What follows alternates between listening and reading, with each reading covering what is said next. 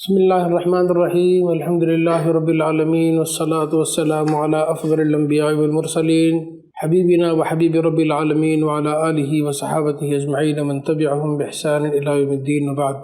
محترم حاضرین و ناظرین، حضرات و خواتین، السلام علیکم ورحمۃ اللہ وبرکاتہ۔ آج 11ویں تراویح کا خلاصہ یعنی 13ویں پارے کے نصف سے 14ویں پارے کے 3/4 تک کا خلاصہ پیش کیا جاتا ہے۔ آغاز میں بتایا گیا کہ بھلا یہ کس طرح ممکن ہے کہ وہ شخص جو تمہارے رب کی اس کتاب کو جو اس نے تم پر نازل کی ہے حق جانتا ہے، اور وہ شخص جو اس حقیقت کی طرف سے اندھا ہے، دونوں یکساں ہو جائے۔ نصیحت تو دانش مند لوگ ہی قبول کرتے ہیں، اور ان کا طرز عمل یہ ہوتا ہے کہ اللہ کے ساتھ اپنے عہد کو پورا کرتے ہیں، اسے مضبوط باندھنے کے بعد توڑ نہیں ڈالتے۔ ان کی روش یہ ہوتی ہے کہ اللہ نے جن جن روابط کو برقرار رکھنے کا حکم دیا ہے انہیں برقرار رکھتے ہیں، اپنے رب سے ڈرتے ہیں اور اس بات کا خوف رکھتے ہیں کہ کہیں ان سے بری طرح نہ حساب لیا جائے۔ رب کی خوشنودی کے لیے صبر کرتے ہیں، نماز قائم کرتے ہیں، ہمارے دیے ہوئے رزق میں سے علانیہ اور خفیہ خرچ کرتے ہیں، برائی کو بھلائی سے دفع کرتے ہیں۔ آخرت کا گھر انہی لوگوں کے لیے ہے، یعنی ایسے باغ جو ان کی ابدی قیام گاہیں ہوں گی، وہ خود بھی ان میں داخل ہوں گے، اور ان کے آباء و اجداد اور ان کی بیویوں اور ان کی اولاد میں سے جو صالح ہیں وہ بھی ان کے ساتھ وہاں جائیں گے۔ فرشتے ہر طرف سے ان کا استقبال کریں گے، ان پر سلامتی بھیجیں گے۔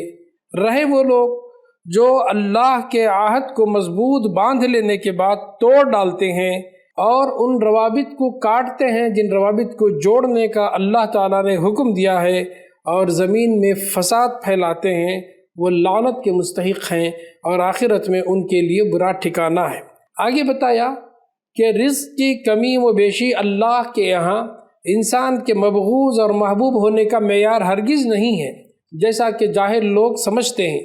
اس کا معیار تو فکر و عمل کا صحیح ہونا یا غلط ہونا ہے۔ لوگوں کے دلوں کو سکون اور اطمینان ایمان اور یاد الہی کی بدولت ہی ملتا ہے۔ اس کے بعد سورہ ابراہیم شروع ہوتی ہے۔ یہ مکی صورت ہے۔ اس میں بتایا گیا کہ یہ کتاب اے اللہ کے نبی صلی اللہ علیہ وسلم ہم نے آپ پر اس لیے اتاری ہے تاکہ آپ اپنے رب کے اذن سے لوگوں کو ضلالت و گمراہی کی تاریکیوں سے حق کی روشنی کی طرف نکال لائیں۔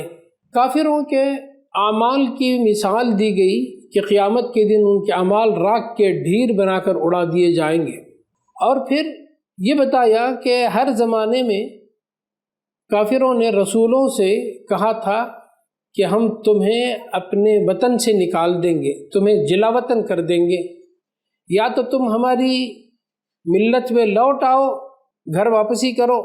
وقال الذین کفروا لرسلهم لنخرجنکم من ارضنا او لتعودن فی ملتنا، ہم تمہیں شہر بدر کر دیں گے یا پھر تمہیں گھر واپسی کرنی ہوگی۔ اللہ تعالیٰ نے اس کے جواب میں کہا فاوحى الیہم ربهم لنہلکن الظالمین، ہم نے اپنے رسولوں کی طرف وحی کی کہ ہم ظالموں کو ہلاک و برباد کر دیں گے، اور اس کے بعد زمین کا وارث آپ کو بنائیں گے۔ یہ وہ مقام ہے جو ہر اس شخص کو ہم دیں گے جو ہم سے ڈرتا ہے، ہماری وعید کا خوف کھاتا ہے۔ اس کے بعد قریش کو واضح کر دیا گیا کہ آج مکے کی سرزمین میں حق و باطل کی جو کشمکش برپا ہے، اس میں تم جس کلمہ باطل کے علمبردار ہو اس کی کوئی بنیاد نہ زمین میں ہے نہ آسمان میں۔ اس کی مثال گھورے پر اگے ہوئے ایک شجر خبیثہ کی ہے جو بیک جنبش اکھاڑ پھینکا جا سکتا ہے۔ اگر یہ اب تک برقرار ہے تو اس وجہ سے نہیں ہے کہ وہ کوئی مضبوط بنیاد رکھتا ہے، بلکہ اس کی وجہ صرف یہ تھی کہ اس کو اکھاڑنے والے ہاتھ موجود نہ تھے۔ اب اللہ نے وہ ہاتھ نمودار کر دیے ہیں تو تم دیکھو گے کہ کتنی جلد اس کا قصہ تمام ہوا جاتا ہے۔ اس کے بالمقابل کلمہ طیبہ اور اسلام کی دعوت کی تمثیل اس سدا بہار شجر طیبہ سے دی گئی ہے جس کی جڑیں زمین کی پاتال میں مضبوط ہیں اور اس کی شاخیں آسمان کی فضا میں پھیلی ہوئی ہیں۔ جو ہر آن اپنے رب کے حکم سے اپنے پھل دے رہا ہے۔ اللہ تعالیٰ اہل ایمان کو دنیا میں بھی مضبوط و مستحکم کرے گا اور آخرت میں بھی ان کو سرخ روئی بخشے گا، بشرط یہ کہ وہ صبر و استقامت کے ساتھ اپنی دعوت حق پر جمے رہیں اور اللہ پر بھروسہ کرتے رہیں، اس راہ میں پیش آنے والی آزمائشوں کا مقابلہ کرتے رہیں۔ اس حقیقت پر حضرت موسیٰ اور دیگر انبیاء کے واقعات کو تاریخی شہادت کے طور پر پیش کیا گیا اور نبی صلی اللہ علیہ وسلم اور مسلمانوں کو تسلی دی گئی۔ کفار قریش کا آخرت میں جو حشر ہوگا اس کا ذکر کیا گیا، اور ان کے پیرو ایک دوسرے پر لعنت بھیجیں گے، یہاں تک کہ شیطان بھی اپنی پیروی کرنے والوں سے برات کا اعلان کر دے گا۔ اس کے بالمقابل اہل ایمان کا حال آخرت میں یہ ہوگا کہ وہ آپس میں ایک دوسرے کو سلامتی کی دعا دیں گے۔ اللہ نے اپنے قول ثابت کی بدولت جس طرح دنیا میں ان کی سرفرازی اللہ تعالیٰ نے قول ثابت کی بدولت جس طرح دنیا میں ان کو سرفرازی بخشی ہے، اسی طرح آخرت میں بھی ان کو سرفراز فرمائے گا۔ آخر میں کفار قریش کو انذار و تنبیہ اور مسلمانوں کو نصیحت کہ وہ نماز کا اہتمام رکھیں اور اپنے مال راہ خدا میں کھلے اور چھپے خرچ کریں، یہی چیز ان کو سربلند کرنے والی اور حضرت ابراہیم علیہ السلام کے اس مقصد کو پورا کرنے والی ہوگی جس کے لیے انہوں نے اس وادی غیر ذی زرع میں اپنی ذریت کو بسایا تھا۔ سورت کے اخیر میں ظالموں سے اللہ تعالیٰ نے خطاب کر کے فرمایا وہ گمان نہ کریں کہ اللہ تعالیٰ ان کے ظلم سے، ان کے فساد سے غافل نہیں، بلکہ اللہ تعالیٰ انہیں ایک ایسے دن کے لیے مہلت دے رہا ہے جس دن آنکھیں پتھرا جائیں گی اور دلوں پر ہوائیاں اڑنے لگیں گی، اور ظالم مہلت مانگیں گے اللہ تعالیٰ سے کہ ہمیں بھیج دے، ہم تیرے رسولوں کو مانیں گے، ان کی دعوت کو قبول کریں گے اور نیک صالح بن کر دوبارہ لوٹیں گے، لیکن انہیں کوئی مہلت نہیں دی جائے گی۔ آگ کے سروال ان کو پہنائے جائیں گے اور ان کا انجام اللہ تعالیٰ نے بیان فرمایا۔ سورہ ہجر شروع ہوتی ہے، یہ مکی صورت ہے۔ اس میں پیغمبر صلی اللہ علیہ وسلم کو تسکین اور تسلی دی گئی کہ قرآن بجائے خود ایک واضح حجت ہے، یہ کسی خارجی نشانی یا کسی معجزے کا محتاج نہیں ہے۔ جو لوگ اس کو آج جھٹلا رہے ہیں، وقت آئے گا کہ وہ اپنی بدبختی پر ماتم کریں گے، ان کو ان کے حال پر چھوڑ دو، یہ چند دن اپنی خود فراموشیوں میں مگن رہ لیں۔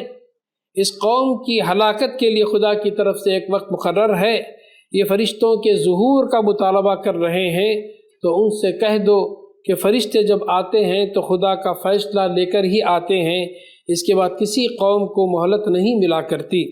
اگر یہ لوگ خدا کی تکذیب کر رہے ہیں تو اس کی پرواہ نہ کرو، خدا خود اس کی حفاظت کا سامان کرے گا۔ یہی روش پچھلی قوموں نے اختیار کی تو وہ اپنے کیفر کردار کو پہنچی، وہی حشر ان کا ہونا ہے۔ کوئی بڑے سے بڑا معجزہ بھی ان کو قائل کرنے والا نہیں بن سکتا۔ قرآن کی دعوت کی صداقت کی جو نشانیاں آفاق میں ہیں ان کی یاد دہانی کراتے ہوئے سوال کیا گیا کہ آسمان اور اس کے چمکتے ہوئے تارے، زمین اور اس کی مختلف پیداواریں، ہوائیں اور اس کی ابرخیزیاں، ان عجائب قدرت سے وہ سبق کیوں نہیں حاصل کرتے؟ ان نشانیوں کے ہوتے ہوئے کسی معجزے کے ظاہر ہونے کی کیا ضرورت ہوتی ہے؟ آدم اور ابلیس کے واقعے کا حوالہ دے کر کفار کی اصل گمراہی بتائی گئی کہ اس کا اصل مصدر کیا ہے، اور ابلیس کی ذریت نے ان کو جس ضلالت میں پھانسا ہے بالآخر اس کا انجام کیا ہونا ہے یہ واضح کیا گیا۔ نیز شیطان کی فتنوں سے محفوظ رہنے والے متقین کی فوز و فلاح کی طرف ایک اجمالی اشارہ کیا گیا۔ حضرت ابراہیم اور حضرت لوط علیہ السلام کے پاس انذار و تبشیر لے کر آنے والے فرشتوں کے واقعے کی یاد دہانی کی گئی۔ قوم شعیب اور قوم ثمود کے انجام کی طرف اجمالی اشارہ کیا گیا کہ اگر دیدہ بھی نہ ہو تو قدم قدم پر مفسدین کے انجام کے آثار موجود ہیں۔ اخیر میں نبی صلی اللہ علیہ وسلم کے لیے تسکین و تسلی کہ ان لوگوں سے درگزر کرو، قرآن کی جو عظیم دولت اللہ نے بخشی ہے وہ تمہارے لیے کافی ہے، ان کے طعنوں کی پرواہ نہ کرو، خدا کی تسبیح اور نماز میں مشغول رہو اور اس گھڑی تک اپنے رب کی بندگی کرتے رہو جس کا آنا یقینی ہے۔ یہی چیز تمہیں تسلی بھی دے گی تم میں صبر بھی پیدا کرے گی، تمہارا حوصلہ بھی بڑھائے گی، اور تم کو اس قابل بھی بنا دے گی کہ تم دنیا بھر کی اذیتوں، مذمتوں اور مزاحمتوں کے مقابلے میں اس خدمت پر ڈٹے رہو جس کی انجام دہی میں تمہارے رب کی رضا اور خوشنودی ہے۔ سورہ نحل مکی صورت ہے۔ اس کا مرکزی مضمون شرک کا ابطال، توحید کا اثبات، دعوت پیغمبر کو نہ ماننے کے برے نتائج پر تنبیہ اور فہمائش، اور حق کی مخالفت اور مزاحمت پر زجر و توبیخ ہے۔ آغاز میں کفار قریش کو تنبیہ کہ عذاب الہی کو آیا ہی سمجھو، اس کو مذاق سمجھ کر اس کے لیے جلدی نہ مچاؤ، اس گھمنڈ میں نہ رہو کہ جن کو تم نے خدا کا شریک بنا رکھا ہے وہ تم کو اس سے بچا لیں گے۔ خدا کا کوئی شریک نہیں ہے۔ یہ دنیا بچوں کا کھلونا نہیں ہے کہ لوگ اس میں دھاندلیاں مچاتے پھریں اور ان کا خالق ان سے باس پرس نہ کرے۔ پانی کے ایک بوند سے پیدا ہوئے انسان کے لیے زیب نہیں دیتا کہ وہ خدا سے جھگڑا کرے کہ مرنے کے بعد اس کو کون دوبارہ پیدا کر سکتا ہے۔ اس دنیا میں خدا کی ربوبیت کی نشانیاں ہر قدم پر موجود ہیں، جو اس بات پر شاہد ہیں کہ اس کا خالق مہربان و رحیم تمام معاملات کا فیصلہ کرے گا اور نیکوں اور بدوں کو ان کے اعمال کے مطابق جزا اور سزا دے گا۔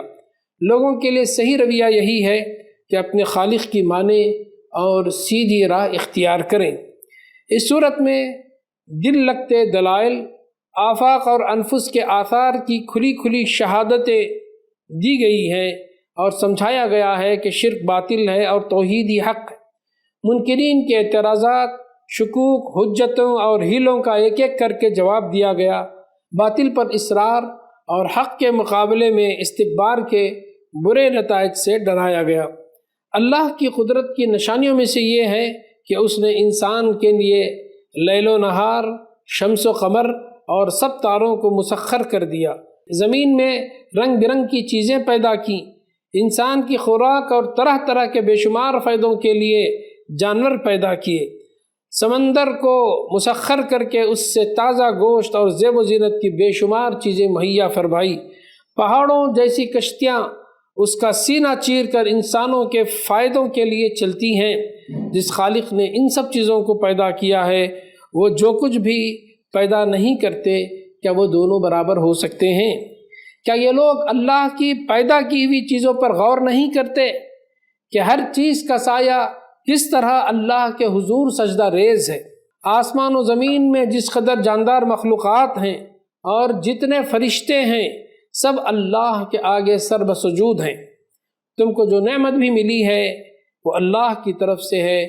تمہارے لیے مویشیوں میں بھی ایک سبق موجود ہے کہ وہ ان کے پیٹ سے گوبر اور خون کے درمیان خالص دودھ تمہیں پلاتا ہے۔ اسی طرح کھجور کے درخت اور انگور کے بیلیں ہیں کہ اس میں تمہارے لیے بہترین مشروب اور روزی فراہم ہوتی ہے۔ اسی طرح شہد کی مکھی کی نقل و حرکت، پہاڑوں، درختوں اور ٹٹی پر چڑھائی ہوئی بیلوں میں چھتے بنانا اور اس کے پیٹ سے رنگ برنگ کے عمدہ شہد کا نکلنا جس میں تمہارے لیے شفا ہے، یہ سب اس کی عجائب قدرت ہے۔ اور انہی نشانیوں میں سے اللہ نے تمہارے لیے تمہاری ہم جنس بیویاں بنائیں اور اسی نے ان بیویوں سے تمہیں بیٹے اور پوتے عطا کیے اور اچھی اچھی چیزیں تمہیں کھانے کو دیں۔ اس نے تم کو تمہاری ماؤں کے پیٹ سے نکالا اس حالت میں کہ تم کچھ نہ جانتے تھے۔ اس نے تمہیں کان دیے، آنکھیں دی اور سوچنے والے دل دیے تاکہ تم اس کے شکر گزار بندے بنو۔ اسی نے تمہارے گھروں کو تمہارے لیے جائے سکون بنایا، جانوروں کی کھالوں سے تمہارے لیے ایسے مکان پیدا کیے جنہیں تم سفر اور قیام دونوں حالتوں میں ہلکا پاتے ہو۔ ان کے اون اور صوف سے اپنے پہننے اور برتنے کی بہت سی چیزیں بناتے اور فائدہ اٹھاتے ہو، اور یہ سب اس لیے تاکہ تم اسی کے فرما بردار اور شکر گزار بندے بنو۔ ہم نے یہ کتاب تم پر اتاری ہے جو ہر ایسی چیز کی صاف صاف وضاحت کرتی ہے جس پر ہدایت و ضلالت اور فلاح و خسران کا مدار ہے، اور وہ ہدایت رحمت اور بشارت ہے ان لوگوں کے لیے جنہوں نے اللہ کے آگے سر تسلیم خم کر دیا ہے۔